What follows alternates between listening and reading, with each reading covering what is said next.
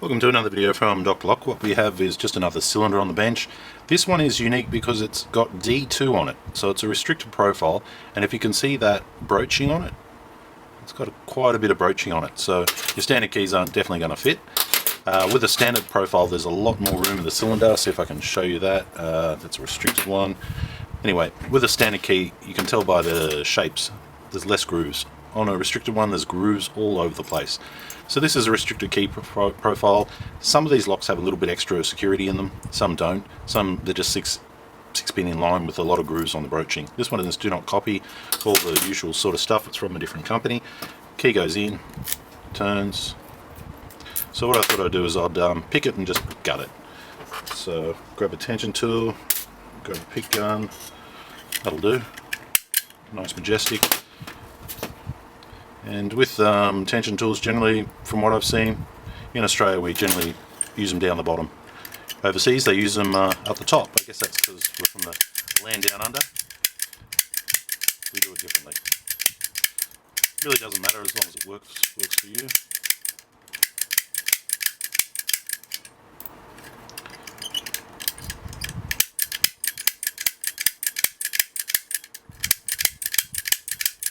There we go, and it's picked. So, can it be done with a normal pick, just a standard rake? Yes it can, but my preference is not like that. I like to use the majestic pick gun, especially with all these bumps. I mean, you can't really even get your pick in there on half of them, so for me, no. Anyway, let's gut it. Let's see what's in here. Let's decode it. Let's take the magic out of the box. Oh, these cam screws are tight. That's a good thing.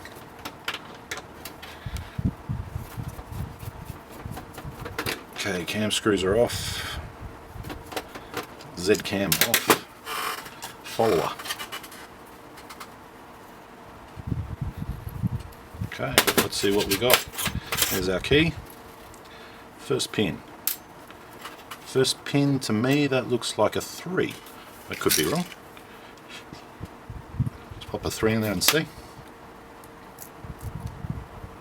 Yep, it's right on the shoe line. So, that was my pen and paper. And also notice the head shape. That's the new Lockwood head shape. This one has it too. So obviously it's a Lockwood Assa Abloy product. Okay, 3. What do we got there? Ooh, probably a 5.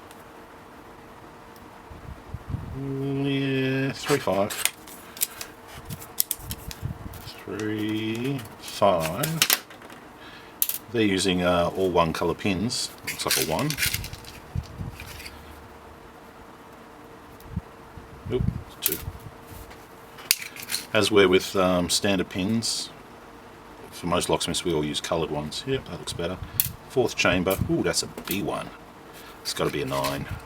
Yeah, it's got to be a 9. Where's a 9? Where are my tweezers? Here we go. Yep, a 9. It's looking a little bit low at the moment. We'll see how it turns. Another 3, I'm guessing. Get in there, get in there, get in there, get in there, get in there. Nope, 2.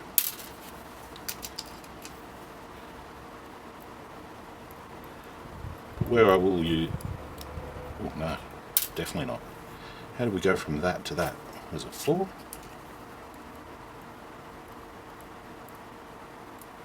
Nope, too big.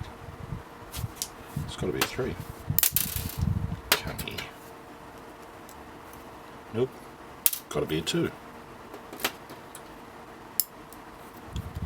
And that 2 is way too deep. What's wrong with that 2?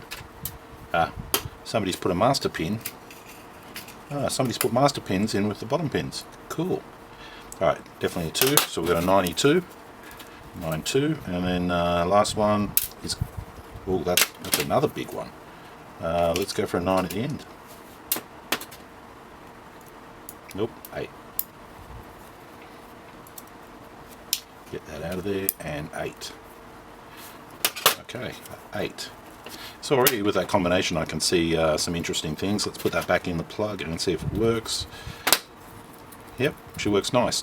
Which is interesting considering, if you can see, when I hold the key like that, the third chamber's got a little bit of a lip to it. First is good, second, that one's got a little bit of a lip to it, and the rest are all good. I'll be leaning towards that being a 3, but once I put in a 3, she's way too high, so it has to be a 2, showing me that this key has wear in it. I'm pulling out all these 2 green master pins. Ah, that's why, because somebody's messed up my poor man's pinning kit, and I've been dropping in master pins in where I should be dropping in bottom pins. Okay, so it's a 1.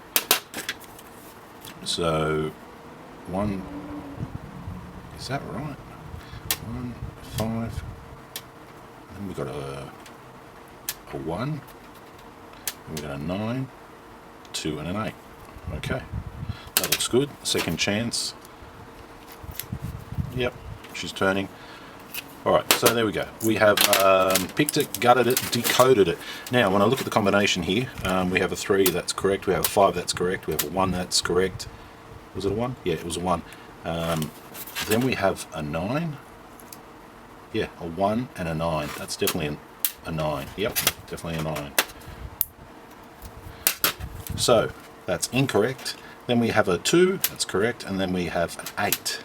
Okay, why is the 9 incorrect? Well, because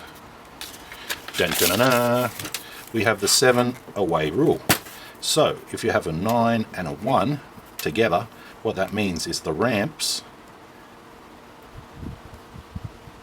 cut each other off. That's why we call it the 7 away rule. So 7 plus 1 equals 8. So realistically, this should be an 8. And then this can be a 1. But to have a 9 and a 1 together only tells me one thing, and that's telling me whoever built this basically wanted it to be quite difficult. This particular key, they want to be quite difficult. And the way they're being difficult is by going high, low, high, low, high, low. Now remember that 7 away rule, because basically part of the trade course and all these sorts of things that we do to become a locksmith, they teach us this so that we don't do things that are going to cause us grief down the track, and we know what pins go with what and what the rules are. So there's one rule for you today, 7 away rule, and from what we've established from this key, they haven't followed that. They haven't followed that, but on a key profile like this, sometimes you can get away with it. And you see that real high point there, they've gotten away with it. Depending on your cutter, your angle, you can get away with it. But, and cut a long story short, if your grooves on your key don't allow the pins to slide in and out, your pin being looking like this with a point on, if it just spring down, if it's too sharp, you're going to have troubles getting the key in and out. So that's one of the reasons. Plus on top of that, when your cutter is cutting this groove, okay, a lot of the time if you're more than 7 away, you're going to start to cut into the next one. So that's the other reason why as well. So a couple of tech tips for you. Picked and gutted restricted profile of D2. And we've decoded it. Now we've done all that, I think we'll just chuck it in the cylinder pile and never look at it again. Oh, and actually I'll put it back together and I'll put it in with the lock sport cylinders we sell off, so if somebody else wants to have a crack at it, they can. Alrighty, thanks for watching.